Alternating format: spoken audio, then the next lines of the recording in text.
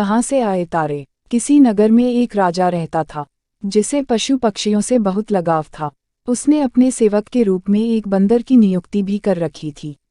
वह बंदर राजा का परम विश्वासपात्र भक्त था। राजा के निवास स्थान में एवं राजमहल के अंतःपुर में, जहाँ बहुत सीमित लोगों को जाने की अनुमति थी, उस जगह भी यह बंदर बिना किसी रोक टोक जा सकता था।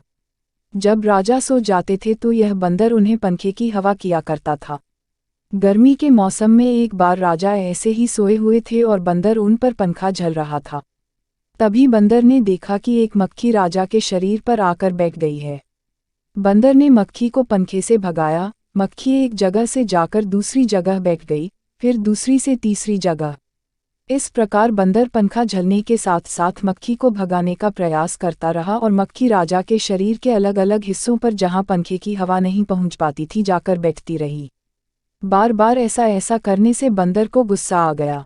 बंदर ने देखा बगल में राजा की म्यान लटकी हुई है।